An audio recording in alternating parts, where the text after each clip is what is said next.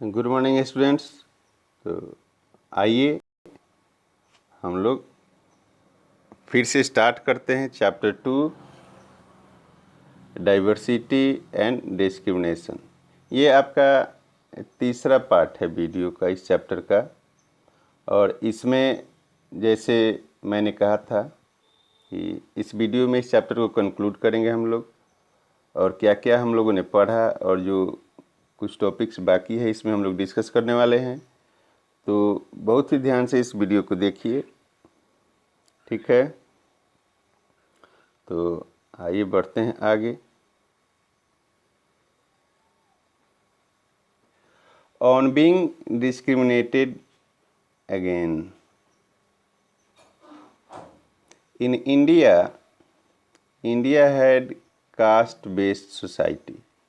जैसे कि हमें पता है कि हमारे इंडिया में पहले से ही, यदि इतिहास में देखें तो जो हिंदू रिलीजन है इसमें भी वर्ण व्यवस्था थी, है ना। ब्राह्मण, क्षत्रिय, वैश्य, शूद्र और डिफरेंट टाइप्स के जो ये ग्रुप थे, इसमें भी कई सारे कास्ट थे, सब कास्ट थे, आज भी हैं। तो इनके फंक्शन अलग अलग थे, समाज में इनकी लाइफ स्टाइल अलग अलग थी। तो इस सभी ग्रुपों में यहाँ के लोग मटे हुए थे।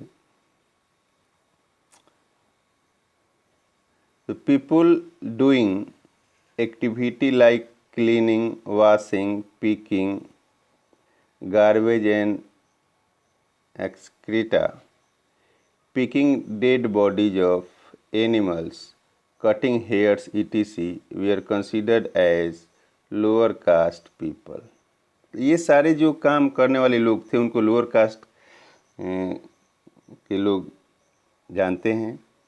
And seen as dirty and impure, और बहुत गंदे दिखाई देते हैं और उनकी पर्सनल हाइजीन केयर नहीं करते हैं।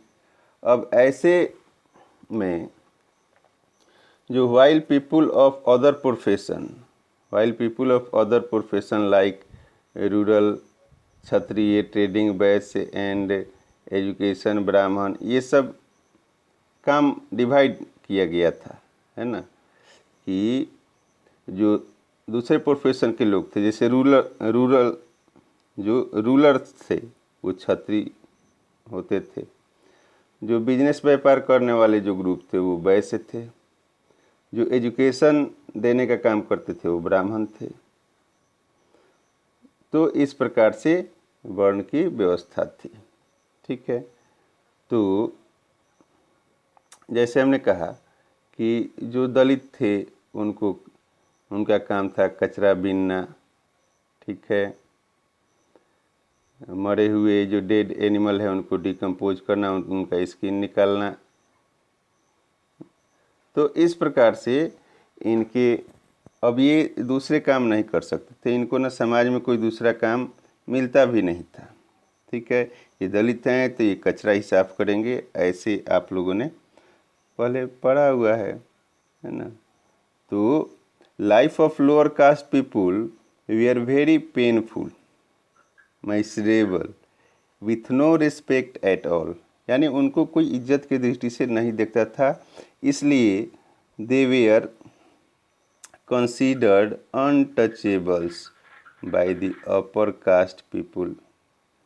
तो इसलिए अपर कास्ट के लोगों के द्वारा इनसे छुआछूत की भावना रखते थे। इनकी परछाई तक जो था ना, they were not allowed to change their profession, not did their children, they were not allowed to enter homes of upper caste people or take water from village or even enter temple। इनको upper caste के घरों में भी जाने की इजाज़त नहीं थी। अपर कास्ट के जो वेल थे, कुएँ थे, जो अपर कास्ट पानी पीते थे उसको ये लोग यूज नहीं कर सकते थे। ये इनको टेम्पल में भी एंट्री नहीं दी जाती थी। तो इनको इस प्रकार से छूत माना जाता था। Their children could not sit next to children upper caste, ये अपर कास्ट के बच्चों के साथ इनके बच्चे बैठ नहीं सकते थे। तो लोअर कास्ट पीपुल को ही हम लोग क्या, अब जो दलित जैसे कि हमने बताया, तो एक ग्रुप बन गया दलित, तो इन लोगों को, लोअर कास्ट के लोगों को ही दलित के नाम से जाना जाता है। तो इसमें देखें, जैसे जो नाला साफ करता है, जो कचरे साफ करने वाले दलित होते हैं, उनको आगे कोई दूसरे काम नहीं मिलते थे आज़ादी से पहले, है कि नहीं। तो चूँकि ये दलित थे, पिछड़े हुए थे, लोअर कास्ट थे, इनके बच्चे यही काम फिर नेक्स्ट जनरेशन में भी करेंगे। तो ये काफ़ी पेनफुल इनकी लाइफ थी। और जो रिसोर्सेज हैं, 20% ऑफ Dalit don't have access to safe drinking water. इनको 20% ऐसे दलित है जिनको पीने तक पानी सही नहीं मिलता है, ठीक है। The job result in infection, yet health worker don't visit 65% of Dalit settlements. अच्छे ना डॉक्टर ना हेल्थ की फैसिलिटी दलित बस्ती तक नहीं है ना। तो इस प्रकार से दलित are often employed in dangerous jobs with little or do pay, handling human excrement।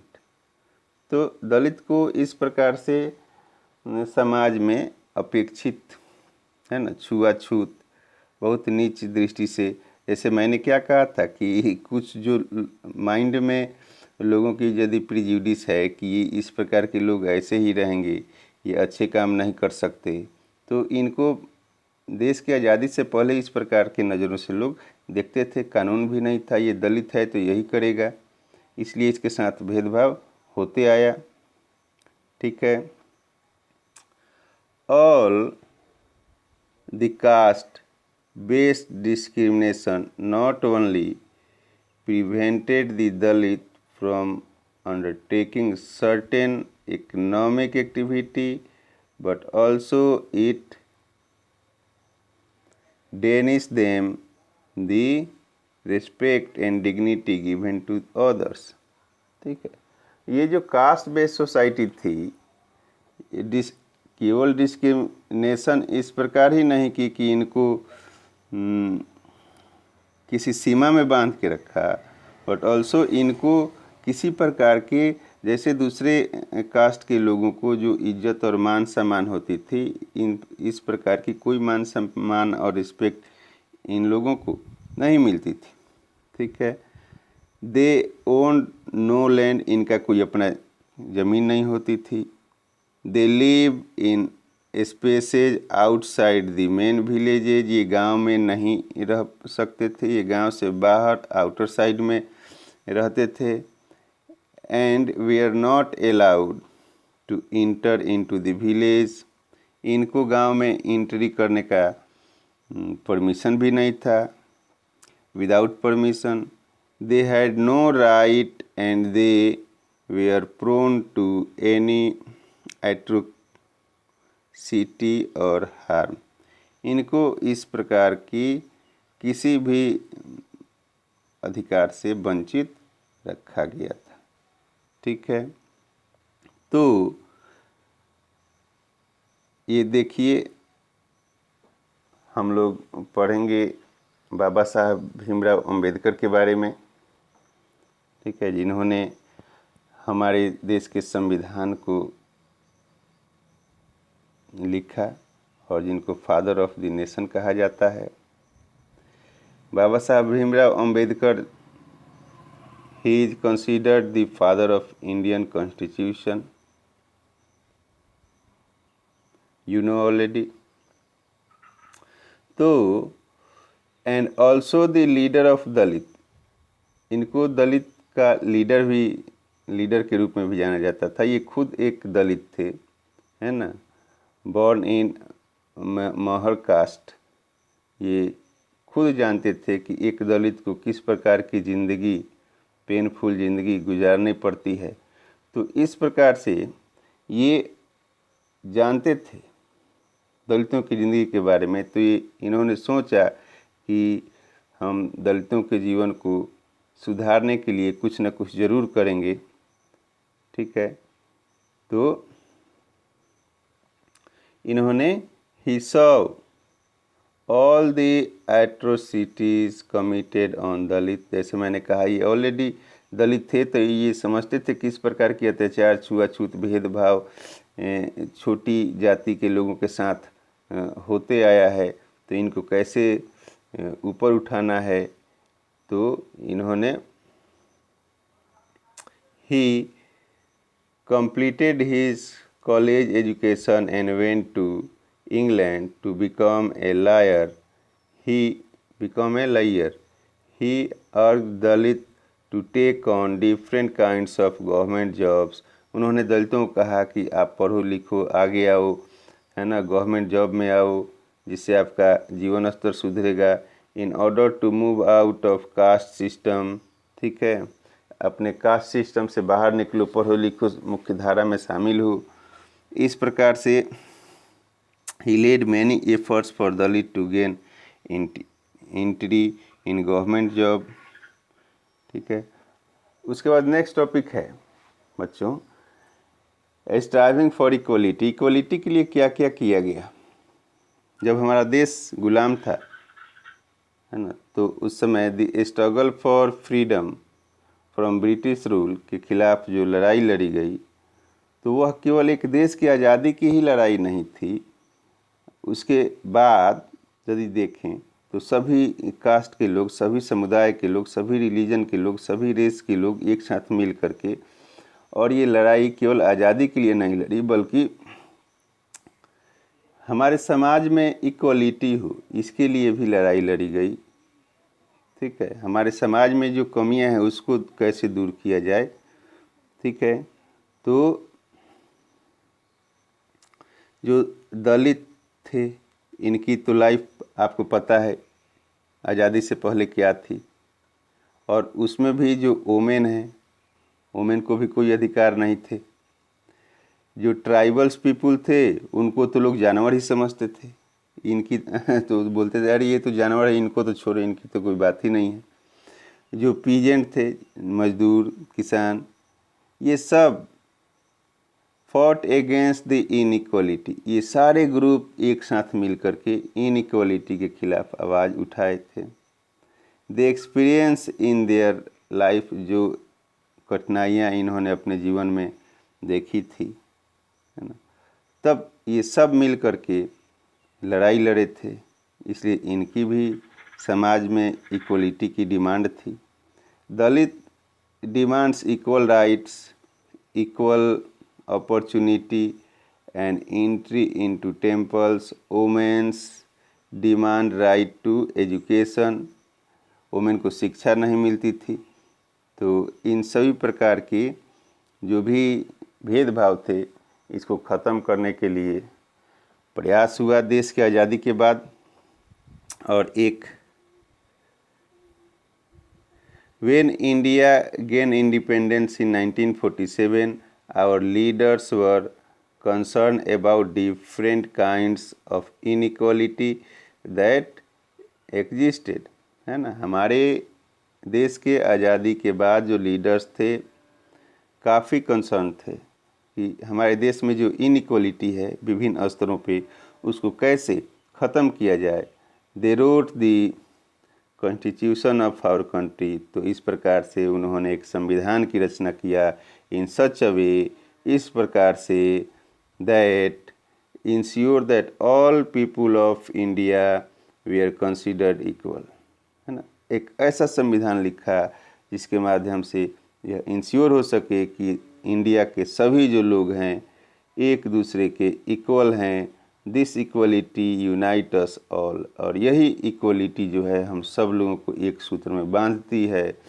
Everyone has equal rights and opportunity, ठीक है, सभी को इक्वल राइट्स है, अधिकार है, इक्वल सबको मौका दिया गया। Untouchability is seen as a crime, untouchability, छुआछूत को एक अपराध माना गया। ठीक है, ये लीगली इसको ख़त्म किया गया संविधान के माध्यम से, कानून बना करके।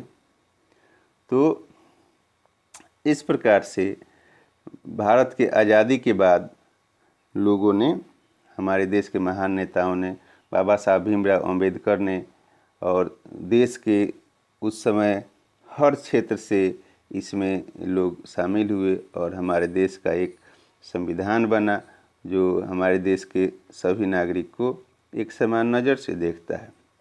नेक्स्ट टॉपिक देखिए, people have the freedom to follow their religion.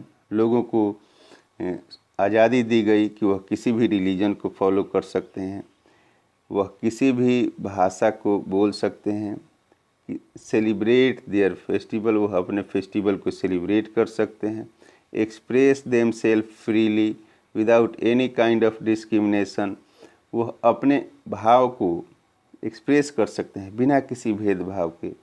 ठीक है, तो उसके बाद देखें, नो लैंग्वेज, रिलीजन और festival was considered compulsory for all to follow.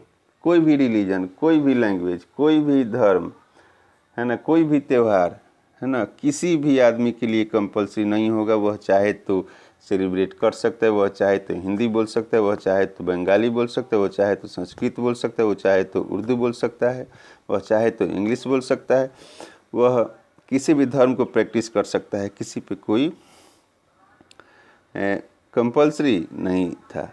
Government must treat all religion equally, government को यह कंपल्सरी किया गया संविधान के माध्यम से कि वह सभी रिलीजन को एक नज़र से देखेगा, किसी भी रिलीजन में हस्तक्षेप नहीं करेगा। विदाउट एनी डिस्क्रिमिनेशन, दस India become a secular country. इस प्रकार इंडिया एक सेकुलर कंट्री बना। ठीक है बच्चों, जैसे मैंने कहा किसी भी प्रकार के धर्म यहाँ प्रैक्टिस कर सकता है, कोई भी भाषा यहाँ बोलने की आज़ादी है। ठीक है, किसी भी प्रकार के त्यौहार मनाने की आज़ादी है। ठीक है, तो इस प्रकार से हमारा देश एक सेकुलर कंट्री बना। ठीक है बच्चों, तो आप समझ चुके हैं इस चैप्टर को। चैप्टर 2 आपका यहाँ हम कंक्लूड करते हैं। इस चैप्टर में जो क्वेश्चन आंसर हैं वो आप करेंगे। यदि किसी क्वेश्चन में आपको दिक्कत होगी तो आप हमें क्वेश्चन सेंड कर सकते हैं, हम उसका आंसर आपको ज़रूर देंगे। ठीक है बच्चों, तब तक के लिए बहुत बहुत धन्यवाद।